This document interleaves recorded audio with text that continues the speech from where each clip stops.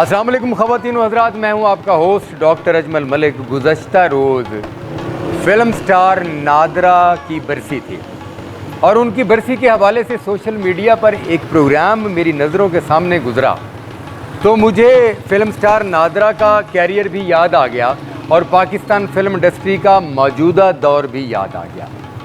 Pakistan film industry अपने मौजूदा दौर में फ़िल्म को दोबारा स्टैंड करने के लिए बड़ी काविश कर रही है और पंजाब गवर्नमेंट इस हवाले से पूरा साथ दे रही है, मगर पाकिस्तान फ़िल्म इंडस्ट्री को नादरा जैसी हीरोइन नहीं मिल रही। जितनी फ़िल्में बन रही हैं उन फिल्मों में सबसे बड़ा प्रॉब्लम जो है, सबसे बड़ी कमी जो है वो है फ़िल्म की हीरोइन की, कि इस वक्त किसी भी फिल्म में कोई ऐसी लड़की नज़र नहीं आ रही जो हीरोइन का बोझ उठा सके।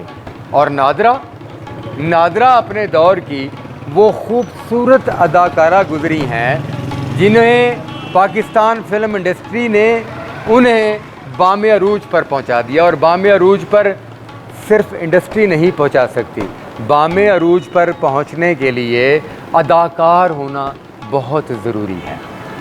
वो दौर मेरी नज़रों के सामने गुजर गया जब यूनुस मलिक साहब, शोराए आफाक हिदायतकार, मौला जट और शेर खान और इस जैसी कई फिल्मों के डायरेक्टर थे वो, और उन्होंने उस दौर की सुपरहिट अदाकारा, सुपरहिट हीरोइन अंजुमन का नेमुल बदल ढूंढा नादरा की सूरत में। वो नीली को भी लेकर आए, अंजुमन की बहन गोरी को भी लेकर आए, मगर जो इज़्ज़त, जो वक़ार और जो कामयाबी नादरा के नसीब में आई वो किसी और के नसीब में ना आ सकी। नादरा जिसके बारे में कहते हैं कि वो मुंह में सोने का चमचा लेकर पैदा हुई थी।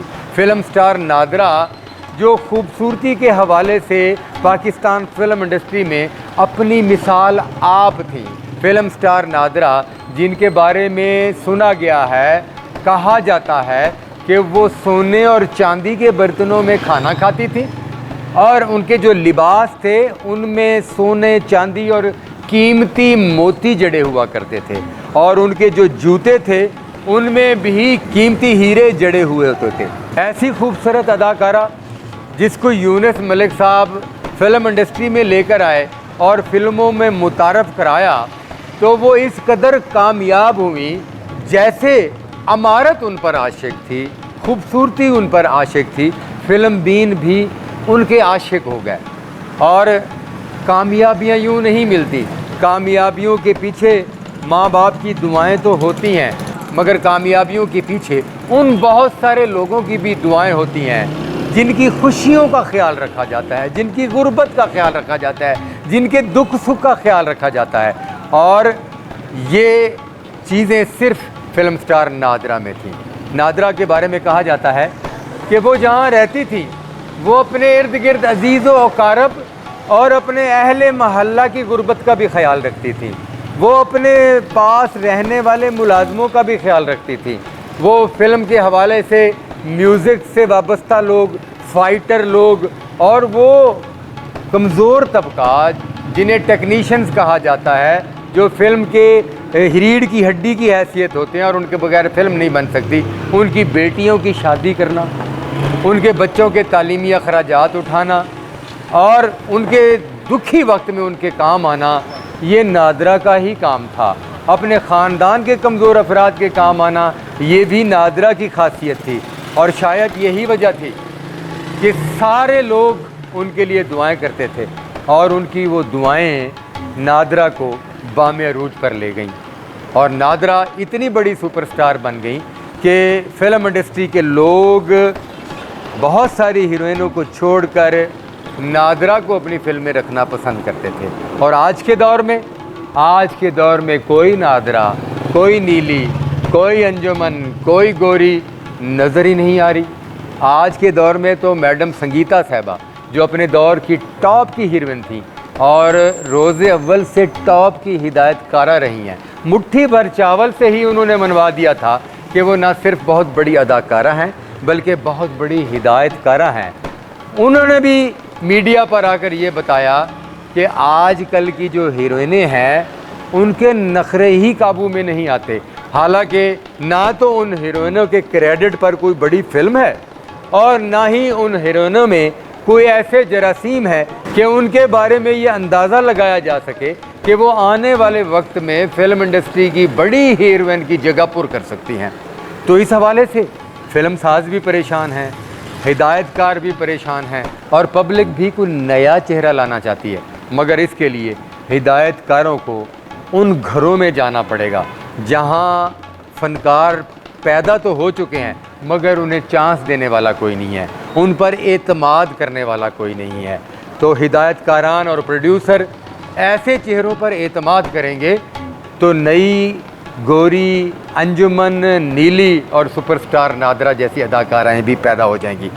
और आप जितना मर्ज़ी फ़िल्म इंडस्ट्री को बजट दे दें, मैं हुकूमत पंजाब से मुखातिब हूँ, और हमारी फ़िल्म इंडस्ट्री जितना मर्ज़ी फ़िल्म को हिट कराने की कोशिश कर लें, मगर फ़िल्म का हीरो और फ़िल्म की हीरोइन जब तक हम पैदा नहीं करेंगे उस वक्त तक हमारी फ़िल्म कामयाब नहीं हो सकती।